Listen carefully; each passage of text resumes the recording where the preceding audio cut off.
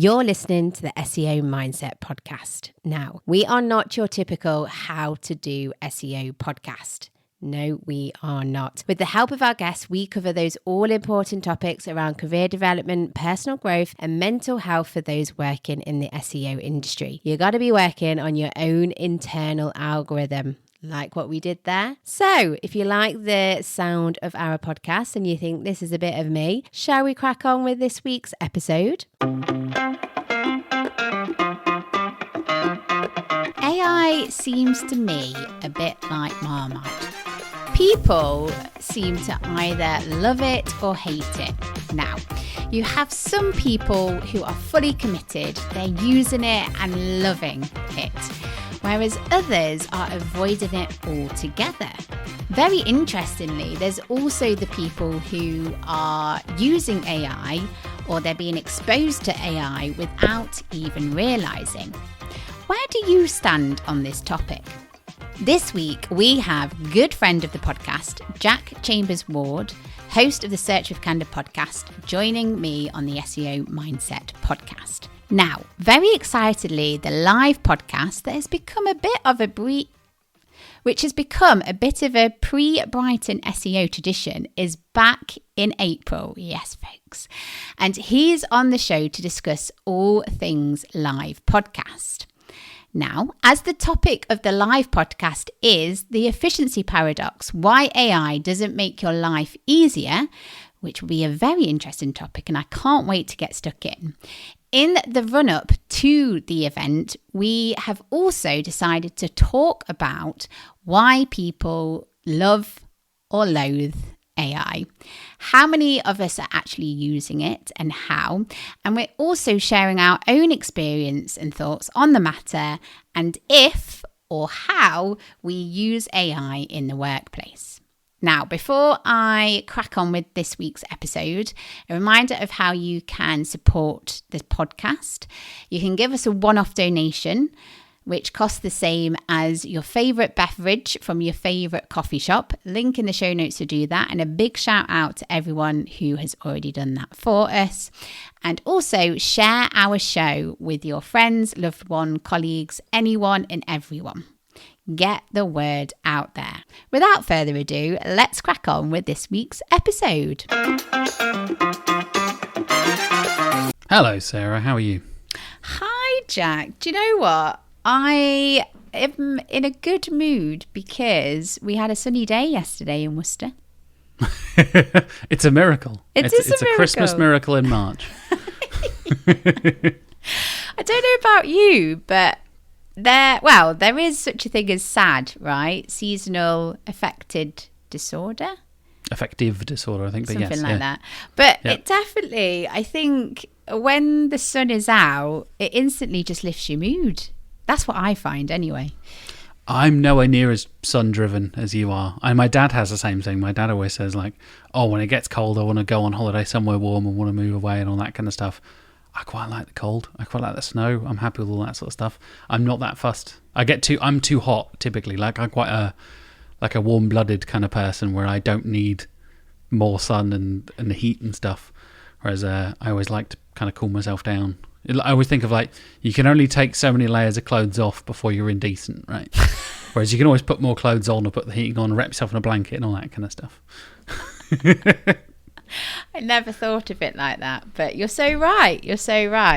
And I do, don't get me wrong, I do enjoy all the different seasons for different reasons. Like, I love the different seasons for the different reasons. Poetry, eat your heart out. But yeah, I don't know. I do enjoy the spring and summer. It's not just the sun. I also like when you start to see like daffodils or I do like. I'm less of a winter and summer kind of person. I'm more a spring and autumn kind of person. I like the change. I like the flowers coming out, and I also like the kind of like autumnal kind of colour scheme and all the leaves falling off and all that stuff as well. Very, very much so. Much more of helps with my birthdays in autumn, which kind of helps. So, you know. Nice. Anyway, we're not here to talk about the weather, despite us both being British. Damn it. That's I know. That's all that I've got in my brain today, Jack. It's often what we do here in the UK, for better or worse. We have a bit of a reputation about it, apparently. But we are here to talk about AI, LLMs, how we're feeling about it at the moment, you know, coming from both of our perspectives. I know, obviously, you working as a freelance podcast producer and consultant and marketer as well, and then me working agency side, but also doing a lot of podcast stuff and content creation, event planning, and still doing a little bit of SEO work as well.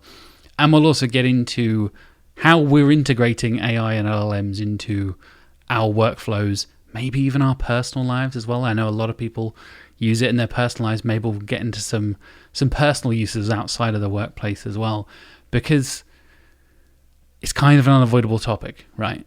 It's pretty unavoidable. And I think it's about time. The reason we're doing this crossover is because we're going to talk about AI for our live podcast crossover that we do before Brighton SEO. That's why we're here.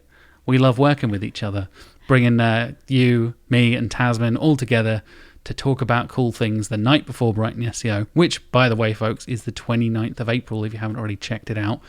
There will be a link in the show notes. You can go and get your tickets. It's an Eventbrite link. And we're going to be talking about how AI isn't actually making your life easier on that live podcast. And it's a thing. Like, there have been studies about this called the efficiency paradox. And we're basically going to get into how a lot of people are using AI in their workplace, which is why this episode ties into this so nicely, and how it's actually causing some complications and complexities in our lives as well, rather than just, you know, everything is faster, everything's more efficient, problem solved, end of the day, hooray kind of thing. It's not as simple as that.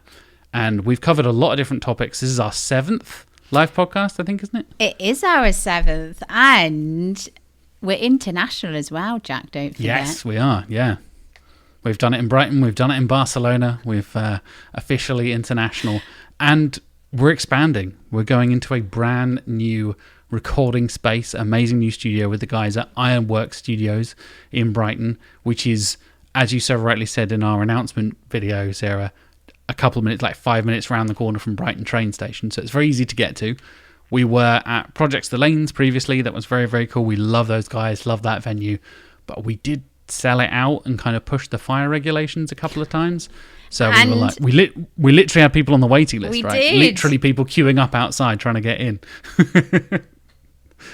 So yeah, we're going to expand. We're going to go to Ironworks Studios in their big studio, Studio A.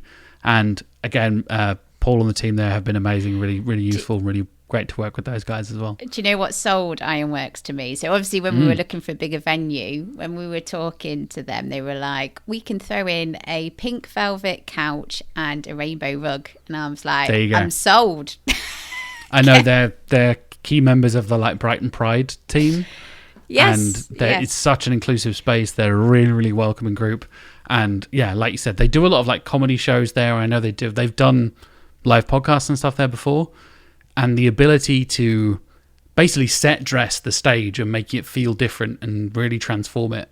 And when we did our venue visit last year, as you said, Paul was like, yeah, we got a pink velvet couch we can bust out for you guys. I'm like, that sounds like a vibe. Let's go. Deposit was paid there and then.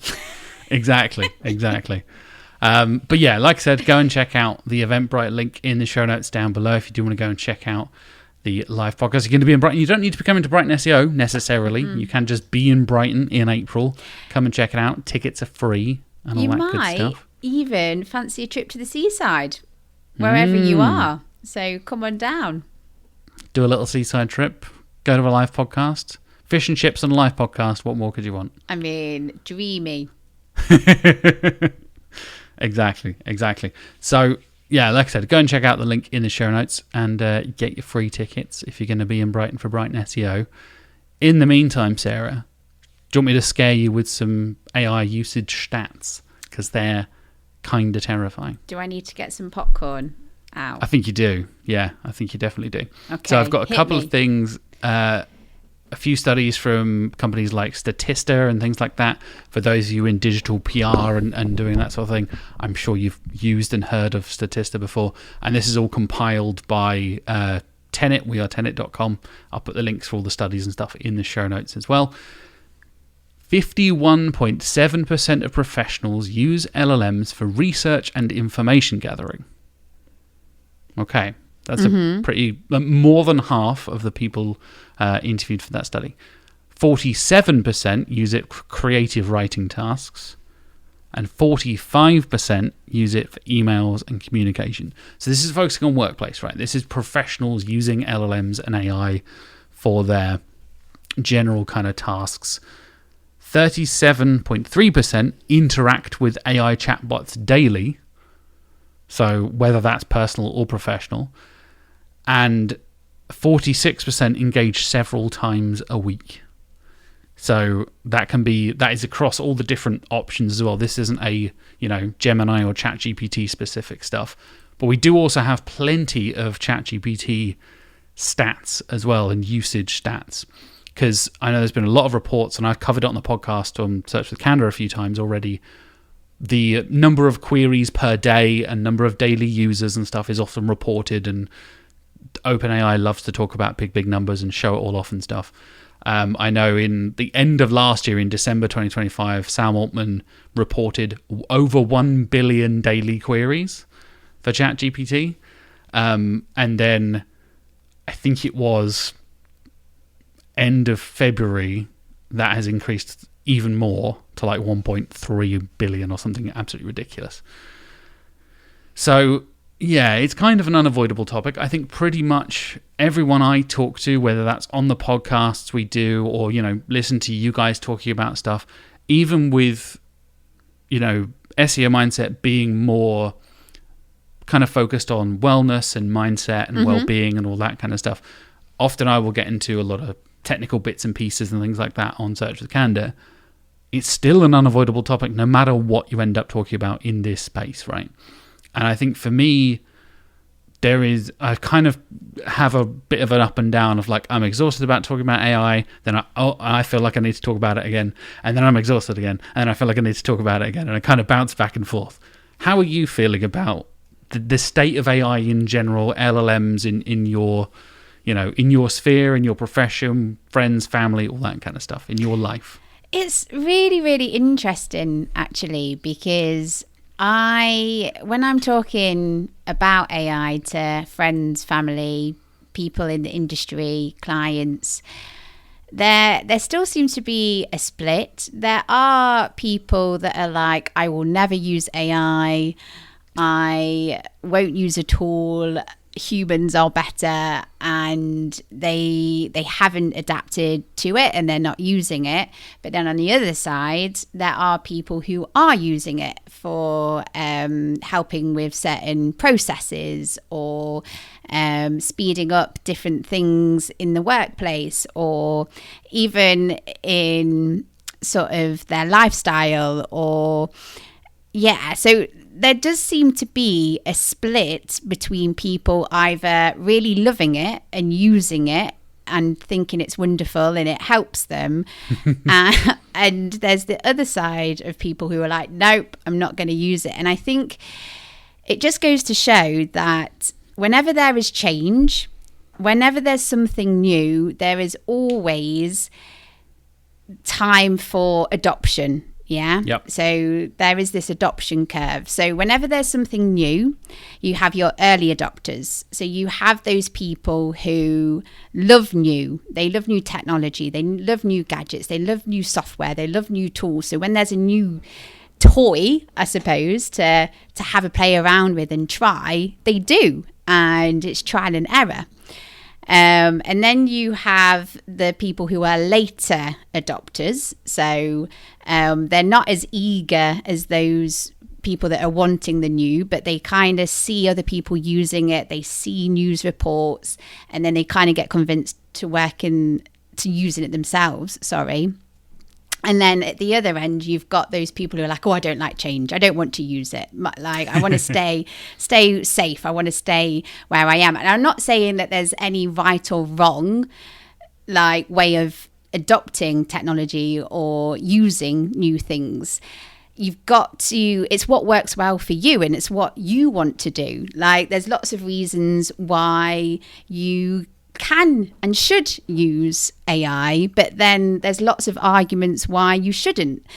So I think it's all about personal preference and what you're comfortable with and what you want to do. And just because everyone else is doing something doesn't necessarily mean that you need to as well. So I don't know if that's a bit of an on the fence answer.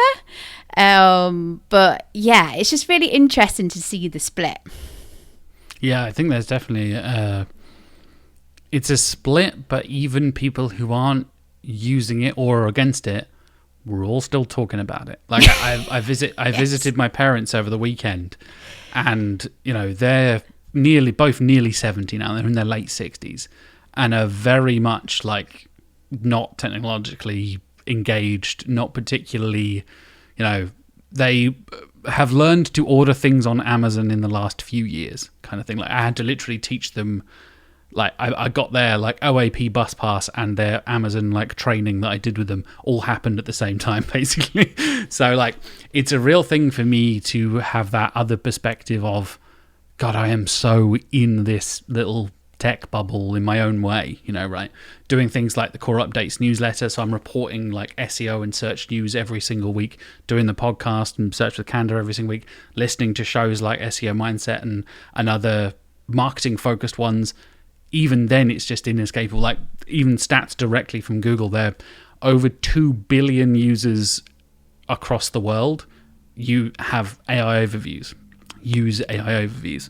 And I think it's stuff like that. And I've noticed even in other podcasts I listen to, completely unrelated topics, whether it's music or gaming or whatever, it's really funny. Enough people bring up like, God, hasn't Google changed? Oh, that AI thing popped up at the top of Google again. Oh, that drives me crazy. So many people complain about that sort of thing. But then so many of us use, like you said, use it to save time. There is very much pulling in two different directions for me. I think there's an amazing side of it, and some LLM stuff is genuinely groundbreaking, like how it's being used in the medical field, how it's being used for a lot of accessibility stuff as well is incredible. However, there is a huge environmental factor in this. Yes, 100%. And I am a very climate conscious, environmentally conscious person, or I try to be at least as much as I can be. And there's also the whole like big tech company thing that I'm not particularly keen on supporting. I don't really want to give money to more billionaires to kind of consolidate and monopolize our lives in that way, So those two things are very valid, because that is something that I always have in mind, is the impact on the planet and also who you're giving money to, like billionaires getting and richer. Data as well. And your data, yeah. Another area as well is the whole worry around AI and LLMs. MMMs? Did I say M&Ms? M&M. And M&M taking over the world. No, I'm not going to derail. Anyway, there's this whole notion that they can hallucinate as well. Oh, yeah. So what was really interesting was on LinkedIn, I saw that there was some companies that were adapting or using AI for reporting on certain numbers, data, visualization, graphs, and it found that they were fabricating these numbers. Yep. And it's not just in that side of things, but whenever you're asking opinion about anything about your money, your life sort of thing, you've got to be really careful. Like, I know that people go to ChatGPT and treat it like it's your personal doctor or your personal therapist or your personal counselor, and you've just got to be you've just got to take everything with a pinch of salt that these AIs and LLMs are saying to you. You've got to check the sources. You've got to check where they're getting this information from. Another thing that came into my brain as well is you have the people who are proactively using AI, so they're intentionally using AI, but there will be people who are using or being exposed to AI when they don't really realize it. So you've already sort of highlighted that with your AI overviews, but I was watching a crime documentary on Netflix, And usually when they want to use a story, but the person doesn't want to be identified, they will use a different voice, they will use a different actor, or they'll blur out the voice screen. changer thing and all. Yeah. The one that I watched, they had AI. It was an AI generated person. And, like an avatar type thing. Yeah, like and weird. it was weird. It was really weird because, like, at first you're kind of looking at it like, oh, there's something not quite right. There's something quite not human about how this person is moving.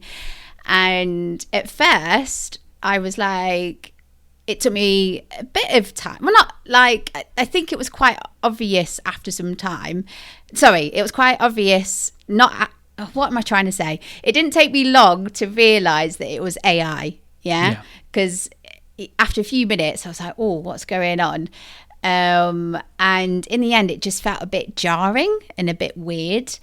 And also, it didn't make it obvious. So to me, if you're using AI for that, you should have something somewhere on the screen that clearly labels that this is an AI generated model, and it's there throughout it being used. But this thing just flashed up saying, I can't remember how it worded it, like, but it wasn't as descriptive as I would have liked. And it just kind of flashed on the screen and it wasn't there all the time. So there's that element to it as well, isn't there? Yeah, I think that disclaimer and disclosure of it all is very interesting. And there's been a big discussion in the music industry at the moment of people, like, first of all, entirely AI generated artists, like getting significant listens on Spotify. And then actual artists and music producers using AI in their processes without telling you. And like, at what point do you have to disclose it, right? Like, as you were saying there, if they only change the person's voice with using an AI thing, like an AI voice changer or something like that, would they still need to disclose that? Or is that different to just pressing a, like, I have my mixer here, I'm not going to do it, but it has voice changing features. I could make myself sound really low or really high and like mask my voice and stuff like that as well. That's just audio processing. Is it the fact that it's an LLM, does that mean it needs to be disclosed if it's essentially doing the same thing? Like, all calls are recorded for monitoring and training purposes is a thing you hear all the time when you call a company or whatever, right? Most of them, turns out, I was speaking to somebody who works in like transcription and stuff the other day. Like, yeah, a load of them are like recorded using specific AI tools and chatbots and stuff, LLM stuff, to transcribe and then categorize all of the chats. So they can then take that data and see like, oh, on average, most people will say it was a great time or a bad time or whatever. They don't say that. They just keep the calls are monitored for training and recorded for training and monitoring purposes. That same phrase over and over again, right? And for me, I tend to lean, especially for the artistic stuff, when it comes to music and art and writing and all that kind of stuff. I don't need robots to do that stuff. I want humans. I want people playing guitar, playing piano, playing violin, singing into a microphone, whatever it is. I want people putting pen to paper, fingers to keyboards, watercolors to easels, whatever it is, to actually bring that thing. Because I think art and writing and music and all that kind of stuff is such a direct expression of you as a person. Exactly. I mean, I just had a thought. We could have, instead of like showing up, so this is actually Sarah and actually Jack. Yeah, hello. We are not AI generated. Not yet. Not yet. But what we could have done is we could have used AI to create this episode for us. So we could have given it a prompt. We could have even given it flavors of our voice, couldn't we? Because there's lots of recordings of us both speaking. We could say, okay, this is the topic I want you to discuss. These are the different subtopics. And we could have got AI to do it. But I'm with you where there's still, so how I view AI is a tool. It's a tool at the end of the day. Yeah, AI, LLMs, whatever we're calling it. It's a tool to help with research, to help with certain processes. It's a tool that's there as an aid. It's not there to replace humans. It's not there to replace like how we think, how we see things, our angles, our creativity. I don't believe AI should just do the job 100% for humans. It should be there to be used as a tool. And again, not everyone wants to use AI as a tool, and that's absolutely fine. So I'm going to go back to what I said at the start, is it all depends on you, personal preference, what you feel comfortable with, how you want to create stuff, and what tools you want to use at the end of the day. Yeah, I think that's a key part of it, where, like you said, it being a tool is where a lot of people go wrong, but they see it as kind of the entire process rather than part of the process. And I have definitely used it for brainstorming, for, you know, coming up with, I've got one idea, but I kind of need to, I can't quite work out what I'm thinking of, but you know what I mean, right? It's this kind of thing, and I'm looking for these things, or I need to, you know, come up with an idea for a podcast or a video or a whatever, or a post or whatever it is, and I can't quite think of it. I'm like, give me 5 suggestions for a social media post that does this about this topic. Or as you said there, we could, and I have experimented with this, entirely AI creator podcast. So one of the tools I use, Descript, is a transcription tool I mentioned earlier, and it does a bunch of other stuff. They have an AI tools section in their little sidebar that can do things like optimize your audio using AI, which I know Adobe also has as well, and has a cut out all the ums, ers, buts, ands, you knows, likes, pauses, all that kind of stuff, the filler word filter, and a bunch of other stuff like that. It also can create an AI version of your voice as like a voiceover thing. They have a bunch of AI voices where you can choose like happy American male or serious British female and all this kind of stuff, like various different options. But you can also feed it your own voice and create an own AI version of you. And Mark and I did this and experimented with this, and kind of, because obviously there's thousands of hours of me talking on the internet. I can just feed it an episode of Search with Candour or an episode of any of my other podcasts I've done over the last 15 years. And it'll be like, okay, I get your gist, I get your pronouncing and your rough idea of how you talk about all these different topics. And like you said, create an AI Sarah, create an AI Jack. Even what Google has with like Notebook LM, right? The thing where you can give it an article or a PDF or a website or whatever it is, and it will turn it into a podcast. And you get those really cringy American hosts being like, hey, we're talking about SEO this week. Can't wait to talk about the latest SEO updates. And he's like, yeah, that sounds like such a great... They're the classic over-enthusiastic LLM stuff. But it's a full conversation. They add ums and ers and buts and pauses and stuff. It's kind of uncanny and weird. And you mentioned earlier, like spotting an AI avatar or that kind of thing. We're back to the uncanny valley, right? They've been talking about this in robotics and artificial intelligence for decades. And to be very clear, to be nerdy and science fiction-y about it, this is not artificial intelligence. Like, fundamentally, this is not an intelligent system. These are large language models, and this is like machine learning processes. They are not the same thing. That does not mean they are intelligent or going to take over the world or anything like that. But it is fundamentally changing how we're doing our jobs, whether that's podcasting, content creation, social media, whether that's SEO, marketing, and a bunch of other stuff, right? Definitely. And it's a kind of unavoidable topic because so many people are using it, and so many people have that kind of, if you're not using it, you're going to get left behind kind of mentality.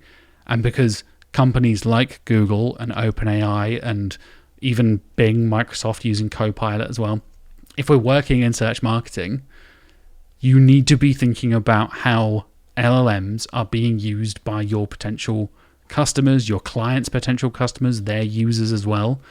And it's a thing you kind of need to be thinking about. It's still a small percentage. Like the overall search market share thing, everybody was freaking out. I want to say 5 or 6 months ago, it was like Google has dropped below 90% search market share for the first time in 15 years or something. They went to like 89.7%. It's not that they dropped off the face of the earth.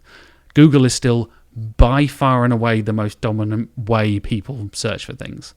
But it is slowly being adopted. More and more people are using these things as ways to search for products, as ways to, as you said earlier, have conversations like medical stuff as well. And if you're a company that is hoping to be represented in that, you need to be factoring that into your marketing strategy as well. But it's still kind of a big black box, which also doesn't help. Yes, definitely. And I think what we'll do is we'll take a short break now because, there is a lot of information and we've discussed quite a lot, and I think we've only just scratched the surface. Very much so, yeah. But a lot of food for thought here. And yes, like just to echo what you were saying, whatever marketing, whether it's SEO, email, social, whatever content, the whole strategy, marketing works when you know your customers.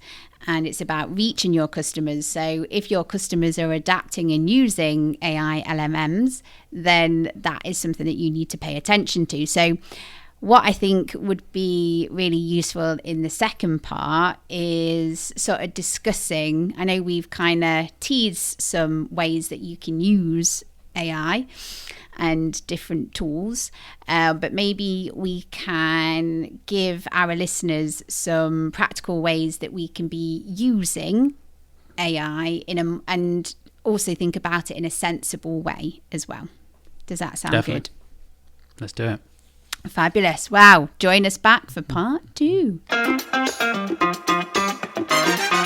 You probably already recognise this voice, but Sarah here. Are you enjoying what me and Tasmin are doing and fancy supporting the podcast? Well, it just so happens that you can. Now, for the same price as a Starbucks, Costa, or your favourite coffee shop coffee, you can give us a one-off tip or a monthly donation. If you fancy doing that, follow the link in the show notes. Why not also help us share the podcast? Get the word out there. Share us with your friends, colleagues, family, anyone who you think would benefit from our podcast. Hi, Tasmin here. Are you looking to take your career to the next level? Be more visible, earn more, but also take care of your well-being and have work-life harmony? Well, I can help you because I'm offering you a free 30-minute consultancy call. Together we can go through where you want to be and how to get there. Simply click on the link in the show notes, fill in a form, and I'll get back to you.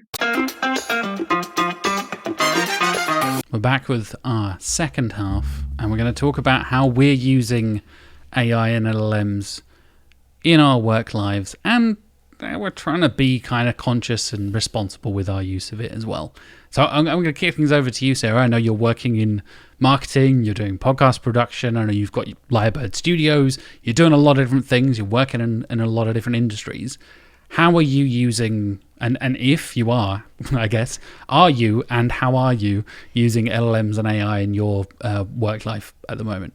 So it's a great question, and I am using AI. And I just want to start by addressing your first point about how we can be responsible with our use and being sustainable or a bit more mindful. So something that I want to kick off by saying is, of course, there's lots of different ways that we can be using AI in certain processes. But one thing that I would urge people to think about is, do you really need AI to do this job for you? Will it actually save you a decent amount of time doing it really? Because there is the impact on the environment. There is the impact on the planet, right? So always have that in mind. Is it actually going to save me that much time? Or can I really do this myself? Yeah. So I always have that as a bit of a caveat. And I don't know if you want to say anything before I get into my examples, Jack, on that? I'm totally there with you, mate. Like, trying to be responsible and trying to be sustainable. Like I said, I try to be environmentally conscious as much as I can in my vegetarian lifestyle. I'm aware I'm working in a big tech industry and all that kind of stuff, and a lot of that stuff is unavoidable. But I'm still trying to be as conscious as I can. And I feel like I've very much been hesitant to adopt LLMs and AI in a lot of my work stuff. And I'm sure there are plenty of ways I could be using them to be more productive and faster and things like that. I'll give a shout out to the amazing Chima Meiji, who did a brilliant talk at Women in Tech SEO Fest a couple of weeks ago that I attended. And Chima talked all about how she takes like a webinar or a podcast that she does with Moz, like the Moz pod or the Moz webinars, and turns that into a blog post and social media post and all this kind of stuff. Things we talk about, as I'm sure you talk about a lot when it comes to the SEO mindset and probably talking with your podcast clients, well, like repurpose your content, make sure it's on all the different platforms and all that kind of stuff. Chima had this really interesting custom GPT workflow that she uses to repurpose all this kind of cool stuff. And I was like, I should probably be doing something like that. That'll save me a lot of time and manually editing this and doing all this stuff. I really don't use it very much in my day-to-day, and I always find it surprising when so many people I talk to are just like, oh, I just did that on ChatGPT. I'm like, oh, I did that manually. Fair enough. But I'm a slow adopter. But the key thing there is you said substantial amount of time, because there's tasks where it could probably save me about 5 or 10 minutes, or or my brain isn't running full capacity, so it'll probably help me somewhat. But I think the key point here is substantial. And yes, Chima's workflow would save you substantial amount of times. And some of the ways that I will use AI is how, if there's a lot of data that I need to look at, or I don't know, say I'm doing some topic query research. Maybe I can sometimes I will use ChatGPT. No, I don't use ChatGPT, actually. I use Claude. I got ChatGPT in my brain. My tool of use is Claude. Shout out to all the Claude users out there.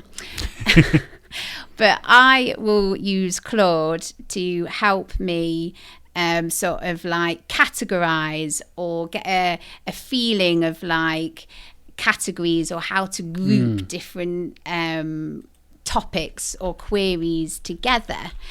Other ways, transcribing podcasts, Descript, that uses AI, right? Yep. Yeah. It does, yep. So, of course, we want to be creating transcripts to make our podcast accessible. Of course, transcripts helps search engines and all of that stuff, but it's very important for accessibility reasons, because not everyone can listen to audio. Not everyone can listen. And also, if you're not doing transcripts manually, Spotify does it automatically using AI. Yeah. YouTube does captions automatically using AI. Even if you're not doing it manually, it's happening, and I prefer to have control over that. I tend to upload the subtitles to YouTube so I can at least control it can spell the word Candour correctly, because that drives me absolutely mad. It thinks I work at Canada, the country, for some reason. And as small as a little thing that is, and that's a little nitpick from me, that could be a thing where, somebody who is only using or primarily using the transcript to understand the content of the podcast, that could be a big difference. Tiny little misspellings in people's names or brand names or anything like that can have a significant impact down the road. And just to say something to clear up any confusion, even if we're saying manually transcribe, because technically speaking, if you were to manually transcribe, that would be you listening to the audio and I've writing done that before as well. out the script. I mean, respect I've there, been podcasting Jack. for 15 years, mate. I've manually transcribed quite a few times before. It is a thankless job. So, right. and to give slight context, when I first joined Search with Candour, we worked with a company that did do human transcription as well, like manual transcription using actual people. And it's weird that, like, I assume that industry is basically dead now, right? Like, that is just so been replaced by LLMs and AI and stuff. That's obviously me being naive. I don't work in that industry, but I feel like so many people are kind of thinking about that in their workplace, like, oh, it's going to take my job, it's going to replace me. Like, but does it actually? But on the transcription point, right? Like, yes, to me, it doesn't make sense now, from an efficiency point of view, to like sit and manually write out a transcript when you're listening to audio. There's a tool to do that, but this is the difference. You wouldn't just get Descript or Otter AI or other transcription tools just to do it and you not to check it and then you upload it, and that's the difference, right?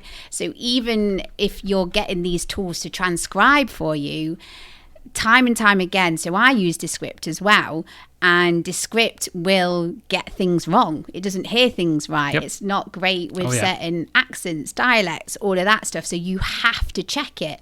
When I gave the example of if I've got large sets of data, like let's say topic, keyword research, query research, and I want AI to help me to start categorizing or putting it together, I will double check it. I won't just let it do its thing and then use it or give it to a client. Maybe I will use Claude to, and you said this earlier, if you're really stuck on a title for a podcast, you could get Claude to say, hey, give me 10 ideas for a podcast title, and say like it needs to be engaging, it needs to hook people in, it needs to use these sort of words. But again, I'm then looking at what Claude is generating and seeing, okay, what works, what can I use here. Something else that you could use Claude for is if you've got it doing your transcript and you want to create social clips to help promote or help like get people to know about your podcast episode, you could put the transcript in and say, hey Claude, can you suggest interesting timestamps that I could create short video clips? Because again, in my brain, there's not much difference me going through a transcript and AI doing it, but I will double check. Riverside has a cool feature called Magic Clips where it will create these shorter clips for you.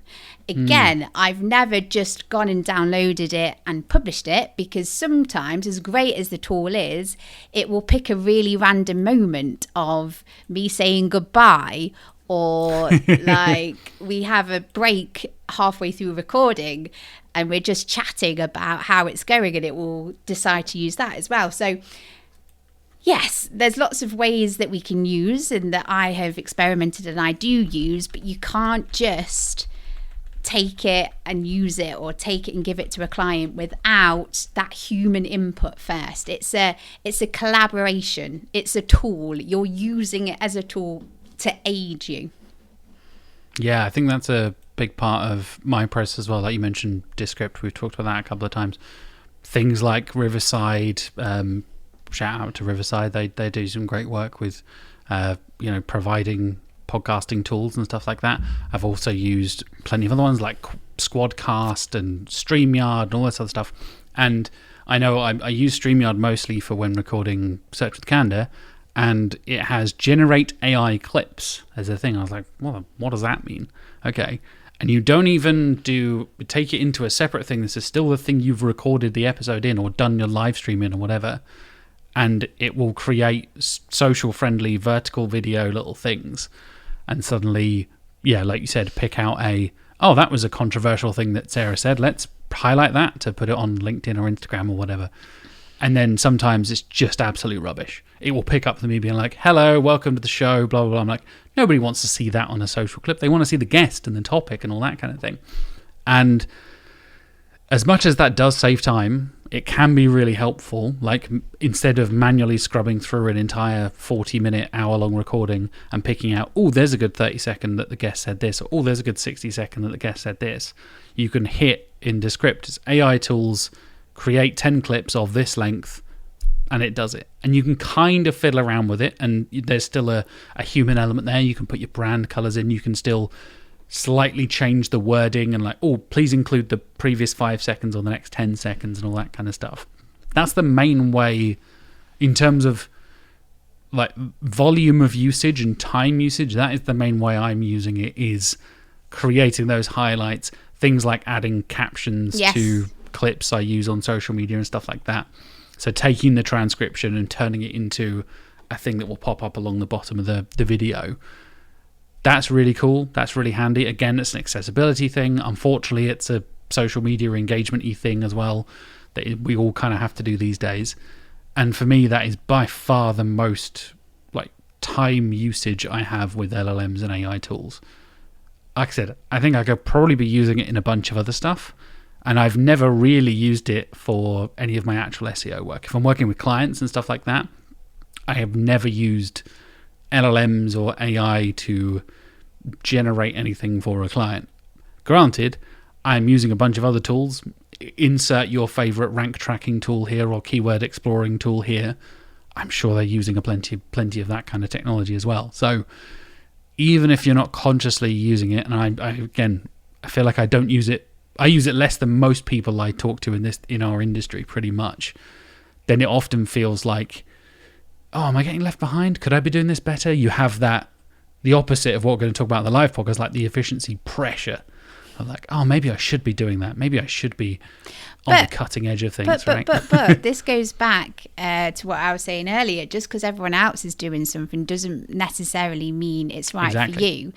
And also, you've just got to do what's right for your processes, what's right for your clients, what's right for your own work, and experiment, have a go, but just don't be too heavily reliant on it. It still needs human input. It still needs you to check what it's saying is correct. If you're using it to help you research about a certain topic for a client, ask for the sources. And I mean, I do think AI tools are getting better at sourcing different where they're getting their research or their content or whatever that's coming, but just double check. Just don't heavily rely on AI to produce something for you, which then you just publish or you give to a client.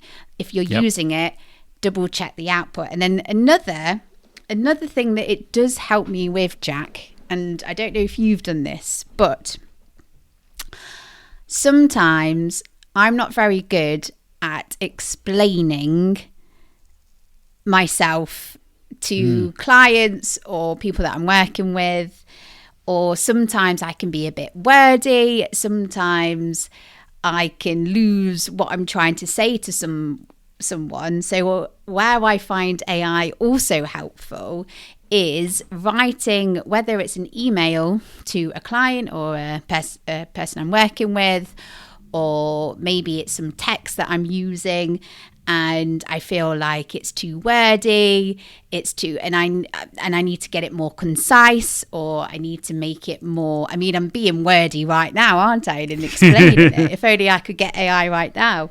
But I will give them what I've written and I will say to Claude, hey Claude, can you make sure that this is more concise, like get to the point quicker, cut out the fluff. Or maybe I need to be more assertive in how I'm saying it. Maybe I need to be more this and more that.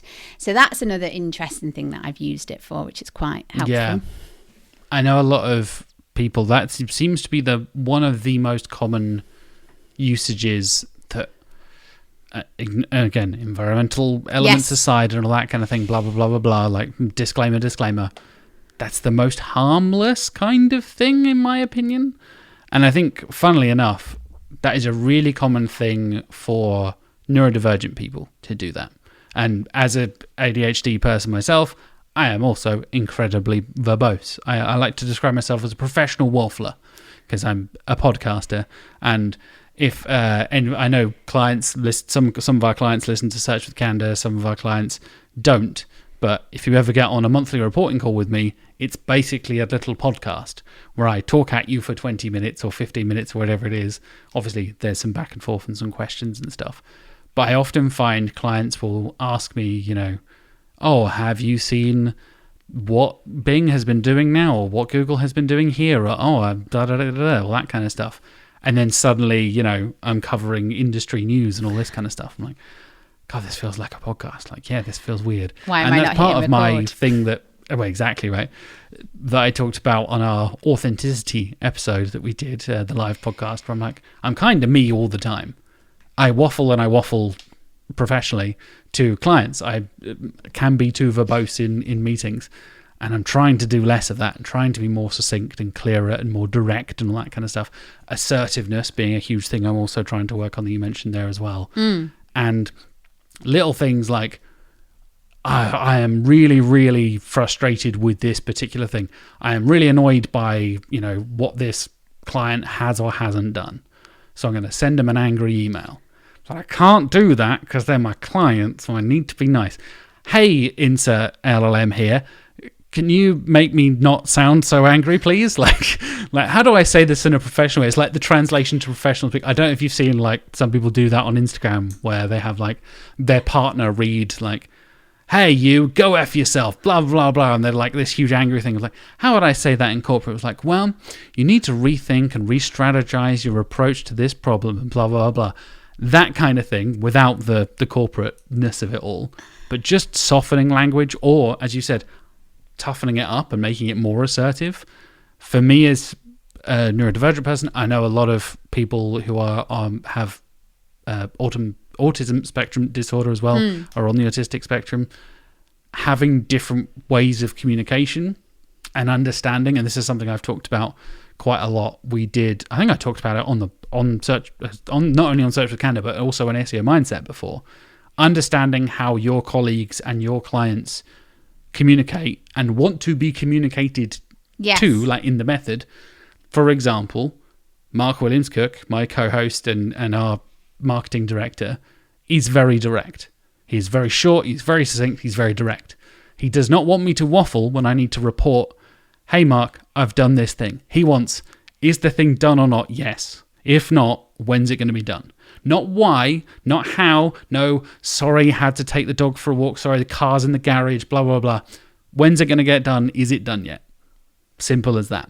Whereas I'm like, hi, I'm so sorry. I had my washing machine, the drain broke the other day. I need to give loads of context. I'm a really high context communicator, aka professional waffler. And to understand that and be like, Mark doesn't need all of that stuff. Give it to him as quick as possible. How do I condense these 15 sentences into 3?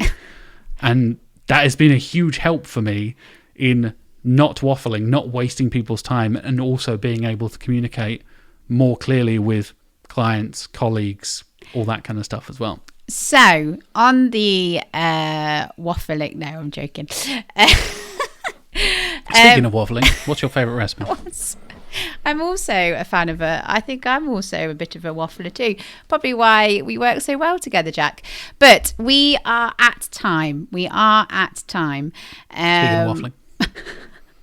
But I hope that from people listening to this episode, it's kind of got people feeling much more comfortable with AI, and we've kind of given listeners the permission about how they can and how they want to use it, right? And maybe how we can quickly wrap up, Jack, is main takeaway. So we both give a main takeaway, just the one. It's going to be quick, so get that waffling and saying it to me too. But let's end and wrap up with a main takeaway. Okay, for me, it is think about how you are using AI and the people around you are using AI. Think about the way people are searching from a search perspective, and also how people are integrating that into their workflow. Are there things you could be doing better or worse in your things that you could learn from your colleagues or your friends?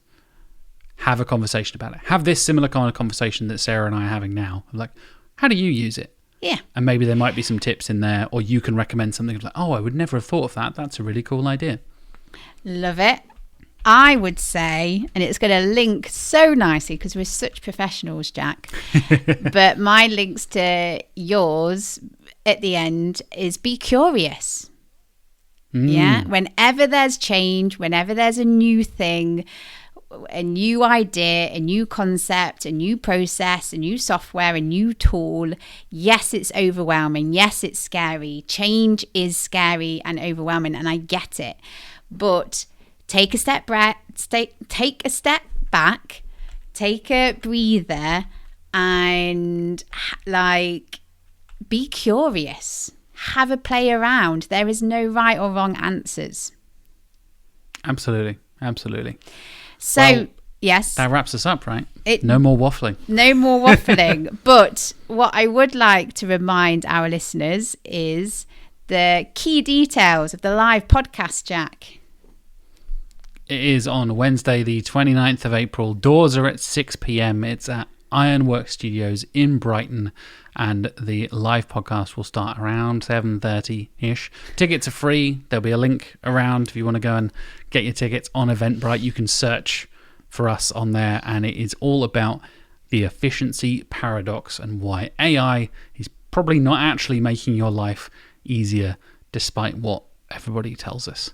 And yeah, if you're in Brighton, if you're attending Brighton SEO, if you're just in the area in April, if you want, like you said, a nice little trip to the seaside, come and hang out with us. There's going to be, hopefully, 100 to 200 people. Fingers crossed. If we can pack Ironwork Studios. You said it now. I know, right? But yes, I'm very excited, Jack. This is a nice little teaser, this conversation. So I'm very excited to talk about it more, and also have Tasmin with us as well, because obviously, definitely, Tasmin isn't with us today. So yeah, it'd be good to get her viewpoint on it too. So join us. Absolutely. Shall we say goodbye and take care of ourselves until next time?